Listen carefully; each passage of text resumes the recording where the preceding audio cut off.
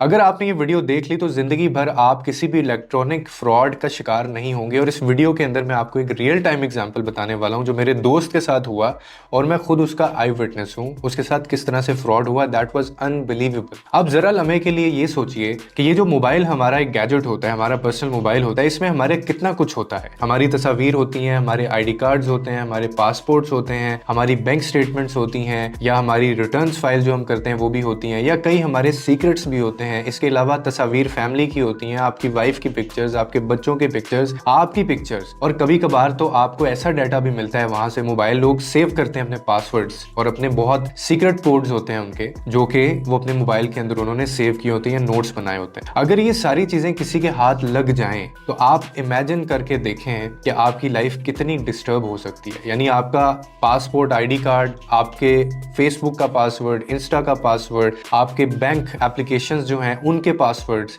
एक बंदे के पास आ गए हैं और आपको पता ही नहीं है, और वो सारी चीज़ें आपकी ये यूज़ कर रहा है और एक दिन वो ये सारी चीज़ों को गायब कर देता है। और ये लोगों के साथ हो रहा है। अब इसमें सबसे जो खतरनाक बात है वो ये है कि आप बड़े सुकून से ये मोबाइल इस्तेमाल कर रहे होते हैं और अचानक से एक दिन आपके व्हाट्सएप या आपके मोबाइल के ऊपर एक लिंक आता है, आप उस लिंक को क्लिक करते हैं और उसके बाद जो होता है वो आप सारी ज़िंदगी पछताते हैं उसके लिए। और ये लोगों के साथ हुआ है। बाद में आप जितनी मर्जी कंप्लेंट्स करवा दें, एफआई में चले जाएं, हमारे पास कई केसेस आते हैं। लोग कहते हैं जी हमारी फीमेल स्पेशली रिलेशनशिप, क्योंकि हम काउंसलिंग करते हैं, मैं करता हूं, तो उसमें कई ऐसी फीमेल्स हैं जो अप्रोच करती हैं हमें और वो कहती हैं कि हमें इसका सोल्यूशन बताएं। हमारी तस्वीर लेके हमारे मोबाइलों में से हमें ब्लैकमेल किया जा रहा है। तो सबसे पहले बात कर लेते हैं एक ऐसे फ्रॉड की जिसका शायद ही किसी को पता हो, और ये इतना प्रोफेशनल है कि आपको पता ही नहीं चलता कि आपके साथ ये हो रहा है। उसको कहते हैं सिम स्वैप स्कीम। अब इसको मैं बाद में एक्सप्लेन करूंगा, लेकिन पहले मैं आपको एक सच्चा वाकया बताता हूं जो कि मेरे अपने दोस्त के साथ हुआ। ज्यादा लंबा नहीं करूंगा, कट इनटू शॉर्ट। ये है कि मेरा एक दोस्त मेरे पास आया और वो मेरे पास बैठा हुआ था। मैं उसको कॉल कर रहा था, उससे पहले मैंने उसको कॉल मिलाई और उसका नंबर ऑफ जा रहा था। अब खैर मेरा उससे राब्ता नहीं हुआ, लेकिन क्योंकि हमने आज मिलना था तो वो मुझसे मिला और हम बैठ के बात कर रहे थे। और बातों बातों में मैंने उसको कहा कि यार मैं तुम्हें कॉल कर रहा था, तुमने कॉल नहीं उठाई। तो आगे से कहने लगा कि नहीं, कहता मेरा नंबर तो चल रहा है यार। तो अचानक से वो खामोश हो गया और फिर अचानक से उसने जैसे कुछ सोचा, उसको कुछ याद आया। वो कहता एक मिनट, कहता मुझे आगे एक और बंदा भी मिला था, वो भी मुझे ये कह रहा था कि यार तुम्हारा नंबर नहीं चल रहा। उसका भी मुझसे राब्ता नहीं हुआ। जब मैं उससे फिजिकली इन पर्सन मिला तो उसने कहा मैं तुम्हें कॉल कर रहा था यार, तुम्हारा नंबर बन जा रहा था। उसने बैठे बैठे ही उसने कहा मुझे जरा कॉल करो मेरे नंबर पे। मैंने जब उसके नंबर पे उसके सामने कॉल की तो उसका नंबर बंद था, लेकिन बजाहिर सिग्नल्स भी आ रहे थे और वो सिम भी चल रही थी और उसका मोबाइल बिल्कुल परफेक्टली फंक्शन कर रहा था जिस तरह से करता है, लेकिन कॉल नहीं जा रही थी। फिर उसने एक और बंदे से राब्ता किया मेरे नंबर से। उसने कहा मेरे नंबर पे जरा कॉल करो। जब उन्होंने भी उसके नंबर पे कॉल की तो उसके कॉल नहीं मिल रही थी। यहाँ से उसको पता चला, एक मैसेज आता है बैठे बैठे वहां पे जैज़ कैश का कि आपके अकाउंट में से इतनी जो अमाउंट है वो विड्रॉ हो गई है। और जब वो उसकी हिस्ट्री में जाता है, क्योंकि इंटरनेट तो चल जाता है, सिम ना चल रही हो तो आपका वाईफाई तो कनेक्ट होता है। जब हमें वाईफाई जब हमने कनेक्ट किया तो उसको 10 से 15 ईमेल्स आई हुई थी नोटिफिकेशन, जिसके अंदर डिफरेंट अकाउंट से उसके जैज़ कैश या फिर इजी पैसा या उसके बैंक अकाउंट से 50-50 हजार करके उसके ट्रांजैक्शन हुई थी। और वो ट्रांजैक्शंस तब खत्म हो गई जब उसके अकाउंट में उतना बैलेंस अवेलेबल नहीं था। उसने इमीडिएटली उसके बाद जब उसको ये सारी चीजें पता चली तो मेरे नंबर से उसने कॉल की हेल्पलाइन के ऊपर और उनको ये सारा मामला बताया। और शॉकिंग चीज ये थी कि उन्होंने आगे से उसको ये गाइड किया कि आपकी सिम तो 2 दिन से बंद है, आपकी सिम तो बंद है 2 दिन से, और वो आप ही की बायोमेट्रिक हुई है इसके ऊपर, जबकि उसने कोई बायोमेट्रिक करवाई नहीं थी। अब जब थोड़ा सा उसको समझ आया, उसने कहा कि यार मैंने तो ना नादरा में बायोमेट्रिक करवाई है, ना मैंने किसी कॉल हेल्पलाइन पे या किसी भी कंपनी, मोबाइल कंपनी जाके ऑफिस में बायोमेट्रिक करवाई है। थोड़ा सा सोचने पे पता चला, उसने कहा यार हाँ, मैं 2 हफ्ते पहले मैं इस्लामाबाद गया था, मैंने बाहर जाना था, तो वहां पे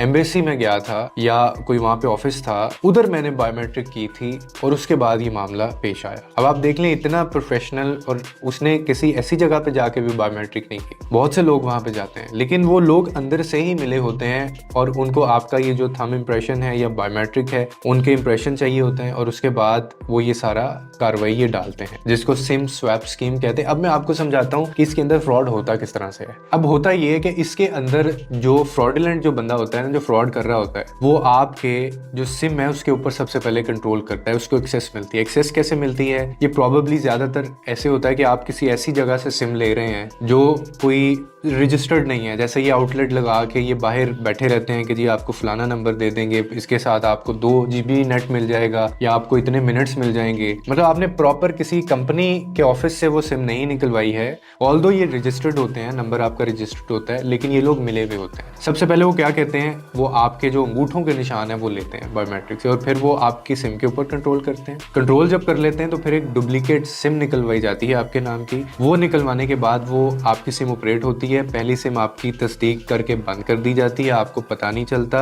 और जो आपके OTPs हैं या आपके जो मैसेजेस हैं वो सारे उन तक जाते हैं, वो उनको मिल रहे होते हैं। अगर आप कोई ट्रांजैक्शन करते भी हैं, आपने कोई बैंक मतलब एप्लीकेशन तो नहीं बंद होती, वो आपने इस्तेमाल की, उसका OTP उसको गया है, वो रीसेट करते हैं, रीसेट करने का भी मैसेज उसको गया है। तो इस तरह करके वो सारा एक कंट्रोल आपके जो फाइनेंशियल जो एप्लीकेशन है उन पे करते हैं। मकसद उनका सिर्फ पैसे निकलवाना होता है, जिसके बाद आपको ये सारी चीजें पता ही नहीं होती कि मेरे साथ ही हो रहा है, क्योंकि you not getting OTPs। OTP आपको क्यों नहीं मिल रहा होता, आपकी सिम बंद है, सिम डुप्लीकेट निकली हुई है, किसी और के पास है। फिर जब हमने इस मामले को थोड़ा सा इन्वेस्टिगेट किया तो हमें पता चला कि जो सिम होती है ना, इस सिम का भी एक पासवर्ड होता है, जो कि 90% लोगों ने इसके ऊपर सिम के ऊपर पासवर्ड लगाया ही नहीं होता। लेकिन वो पासवर्ड इस मकसद के लिए होता है कि मतलब आपकी सिम अगर गुम गई है या आपने फेंक दी है, आपके इस्तेमाल में नहीं है, तो अगर वो डुप्लीकेट नंबर बाद में भी आपके नाम से या किसी और के नाम पे निकलेगा तो उस बंदे को वो पासवर्ड डालना पड़ेगा। अब हम लोग बॉदर ही नहीं करते क्योंकि हमें ये ख्याल ही नहीं आता कि इस लेवल का फ्रॉड हो सकता है। तो सबसे पहले तो सिम के अंदर जो पासवर्ड होता है ना, सबसे पहले आप वो रखें और लाजमी रखें, ताकि आप अगर वो सिम इस्तेमाल कर भी रहे हैं, नहीं भी कर रहे हैं, अगर किसी ने डुप्लीकेट भी वो निकलवा ली है तो आपके सिम का पासवर्ड सिर्फ आपको पता होगा। जब वो बंदा डुप्लीकेट सिम भी निकलवाएगा, उसने उसको एक्टिव करना है तो उसको वो पासवर्ड देना पड़ेगा। पासवर्ड देगा तो उसकी सिम एक्टिव होगी।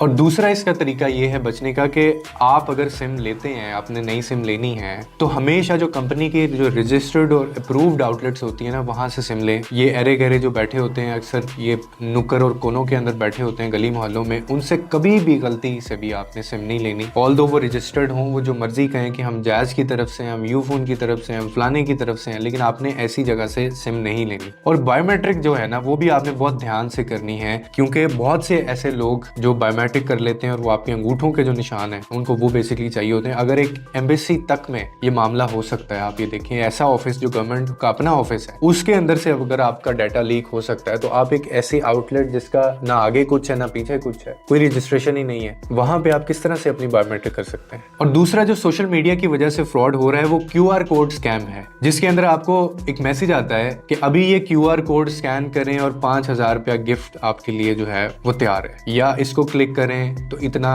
ज्यादा इनाम जो है वो पाएं। फॉर एग्जाम्पल इंस्टाग्राम, फेसबुक या किसी थ्रू सोशल मीडिया हैंडल से आपको एक आती है अपडेट, और वो एक QR कोड उन्होंने दिया होता है, और वो QR कोड जब आप स्कैन करते हैं तो उसके अंदर भी सारी इंफॉर्मेशन होती है। तो आपकी अपनी जो इंफॉर्मेशन है मोबाइल की, वो उनके पास चली जाती है। तो QR कोड, मैं तो वैसे यही कहूंगा कि आप इसके ऊपर जाएं ना। QR कोड की पेमेंट्स भी कभी ना करें, चाहे वो बंदा रजिस्टर्ड है, चाहे वो जो जैज के ऑफिस में आप बैठे हैं, जहां भी है, उन्होंने अपना एक QR कोड बनाया हुआ है कि जी आप नंबर लिखने की बजाय या जैज कैश पे वो पेमेंट डिटेल्स डालने की बजाय आप ये QR कोड स्कैन करें और पेमेंट कर दें। अवॉइड करें ये QR कोड स्कैन करने से, क्योंकि आजकल इसको लेके बहुत ज्यादा फ्रॉड्स हो रहे हैं। अगर हम तरक्की कर रहे हैं ना, AI आ रही है, आर्ट ऑफ द स्टेट दुनिया उस तरफ जा रही है, तो उसी तरह से फ्रॉडलेंट जो एक्टिविटीज हैं वो भी बढ़ रही हैं। और ये ऐसे नुकसानात हैं, ये ऐसे आपके स्कैम्स हैं जो आपको जिंदगी भर के पछतावे से कई दफा बचा दे। आप इमेजिन करिए आपका ID कार्ड जो है वो गुम गया, अब कितनी मुश्किल है। इमेजिन करें आपकी चेकबुक जो है वो किसी के हाथ लग गई, आपका ATM कार्ड किसी के हाथ लग गया,